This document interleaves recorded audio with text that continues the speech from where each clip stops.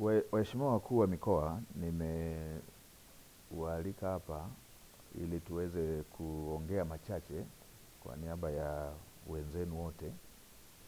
Mamlaka ya hali ya hewa ya Tanzania, yani TMA, ilitoa utabiri wa mwelekeo wa msimu wa mvua za vuli na mvua za msimu kwa kipindi cha Oktoba 2025 hadi Disemba 2025 na kipindi cha mwezi Novemba 2025 hadi Aprili 2026 mtawalia. Na kutokana na utabiri huo, baadhi ya mikoa hapa nchini inatarajiwa kuwa na mvua za chini ya wastani hadi wastani kwenda chini ya wastani na kutawaliwa na vipindi virefu vya ukavu na mtawanyiko wa mvua usioridhisha. Tathmini ya mamlaka ya hali ya hewa inaonyesha hali ya kuchelewa kwa mvua inatarajiwa katika maeneo ya mkoa wako wa Dodoma, Mheshimiwa Mkuu wa Mkoa, mkoa wa Katavi, mkoa wa Kigoma, mkoa wako wa Singida, Mheshimiwa Mkuu wa Mkoa, Tabora, pamoja na mikoa ya Iringa, Mbeya, Mtwara, Njombe, Songwe, Rukwa, Ruvuma, pamoja na kusini mwa mkoa wa Morogoro.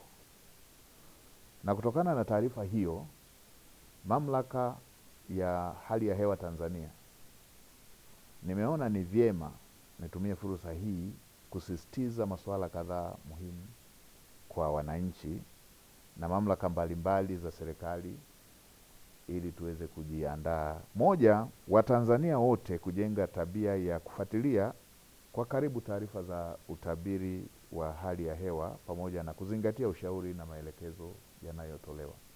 Waheshimiwa wakuu wa mikoa, mnakumbuka huwa inatokea tahadhari hizi zinatolewa, tunachelewa kuchukua hatua sote kama Watanzania, serikali, taasisi za serikali na wananchi wote kwa ujumla, na inakuja kutokea madhara kama ambavyo tumewahi kushuhudia, mafuriko ya udongo kule Manyara, ama mafuriko katika baadhi ya maeneo ya wananchi waliojenga kwenye mabonde. Kwa mara hii tunatahadharishwa kuhusu uhaba wa mvua, kwamba mvua hazitakuja za kutosheleza na zitakuwa na mtawanyiko usioridhisha.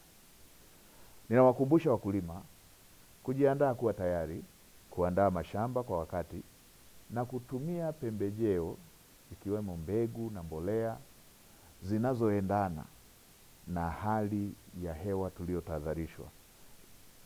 Tutumie mbolea na tutumie mbegu zinazoendana na upatikanaji wa mvua chache, sambamba na kuzingatia ushauri wa wataalamu wa kilimo ambao kwa sasa wanazunguka nchi nzima kukutana na wakulima na kutoa elimu.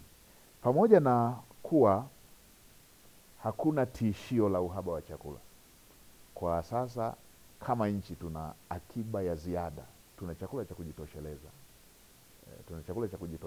tuna hifadhi ya chakula ya kutosha kama nchi. Lakini ni vyema wananchi waendelee kuzingatia matumizi sahihi ya chakula, ikiwemo kuweka akiba na kuepuka matumizi yasiyofaa, kwa sababu tumetahadharishwa kuhusu hali ya mvua kwamba hazitatosheleza, kwa hiyo huenda ikaathiri mavuno. Kwa ni vizuri tukaanza kuhifadhi akiba ya chakula tulionayo. Na kwa upande wa wafugaji, wanashauriwa kuweka mipango mizuri ya matumizi na uhifadhi wa maji na chakula cha mifugo. Ni jambo ambalo mara zote tumekuwa tukielezewa, na ni vizuri sana tukalizingatia, hasa kwa wakati huu.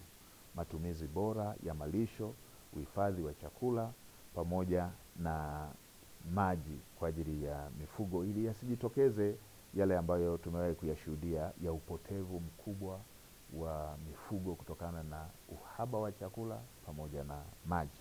Wakuu wa mikoa pamoja na wakuu wa wilaya, wasimamieni maafisa ugani ili muhakikishe wanawatembelea wakulima na kutoa ushauri, ikiwemo matumizi sahihi ya mbegu kulingana na hali ya hewa badala ya kukaa maofisini. Tumekuwa na shida hii ya kila mtu kuwa anakaa ofisini. Sasa ofisi za baadhi yetu inatakiwa iwe kule kazi yao majukumu yao yanakotaka wawasimamie, wawaelekeze, wawaelimishe wakulima, wawaelimishe wafugaji, ili madhara ya tahadhari hii tuliopewa yasiwe makubwa kwa wananchi wetu. Na kwa upande wa mamlaka ya bandari, mamlaka ya mapato TRA, TFC, wahakikishe kama kuna shehena zozote ambazo pengine ziko bandarini, pengine ziko kwenye meli, pengine zinakamilisha utaratibu wa kutolewa, zitolewe kwa udharura, zitolewe haraka, ili wakulima wetu waweze kuwahi msimu, pasiwepo na ucheleweshaji wa mbegu ama mbolea ama viuatilifu katika wakati huu ambapo wakulima wanataka waende sambamba na msimu unapoanza, na hasa katika baadhi ya maeneo ambako tayari tunaona kuna baadhi ya viashiria kwamba msimu umechelewa ukilinganisha na miaka mingine.